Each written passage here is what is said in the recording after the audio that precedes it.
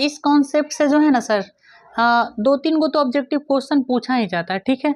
और ये जो कॉन्सेप्टवा है ना, ये कॉन्सेप्टवा भी पूछता है, हर साल पूछता है, ठीक है, ध्यान दीजिएगा।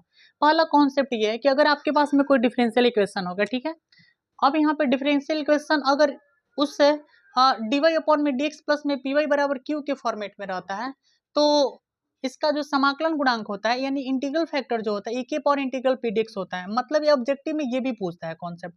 उसके बाद में दूसरा कॉन्सेप्ट ये है कि dx अपॉन में dy अब प्लस में px बराबर q के रूप में रहता है, तो इसका इंटीग्रल जो फैक्टर होता है, समाकलन गुणांक होता है, वो होता है e के पावर इंटीग्रल p dy होता है, ठीक है। ध्यान दीजिएगा बच्चों।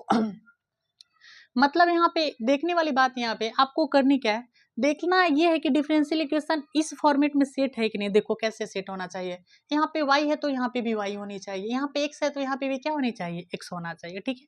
ध्यान देंगे तो इसके एक एग्जाम्पल को देखते हैं। एग्जाम्पल ये है सर कि dy अपॉन में dx प्लस में 2 बटे में x y बराबर x, तो इसका समाकलन गुणांक निकालना। ऑब्जेक्टिव में बोल रहे हैं ना कि पूछा जाता है फाइनली।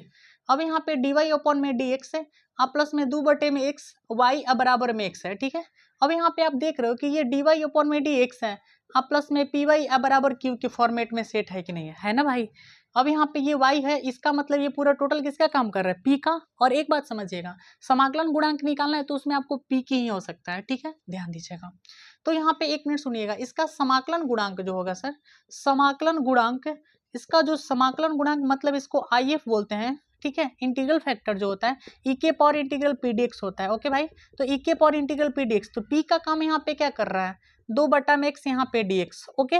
ध्यान दीजिएगा e के पावर 2 को कांस्टेंट बाहर फेंक देंगे तो 1 बटा में x यहाँ पे dx बचेगा। तो ध्यान दीजिएगा e के पावर यहाँ पे 2 1 बटा में x का जो इंटीग्रल होता है वो होता है लॉग मॉड में x होता है, ठीक है भाई। अब यहाँ पे ध्यान दीजिएगा, आपको पता है कि ये e के पावर यहाँ पे 2 log x है, यानी n log m का काम कर रहा है ना, n इंटू log m। तो इसका जो फॉर्मूला होता है log m के पावर n होता है, ठीक है ना। मतलब log m के पावर n अगर रहता है तो उसका जो सूत्र होता है n इंटू log m होता है। तो बताओ n इंटू log m रहेगा तो क्या ऐसे नहीं लिख सकते हैं, जाहिर सी बात है लिख सकते हैं। अब यहाँ पे क्या हो जाएगा देखिएगा, e के पावर में यहाँ पे का log x का स्क्वायर हो जाएगा। और जैसा कि आपको पता है कि अगर e के पावर अगर log x रहता है उसका वैल्यू किसके बराबर, x के बराबर। इसमें x का काम क्या कर रहा है, x का स्क्वायर कर रहा है, यही आपका ओरिजिनल आंसर होगा।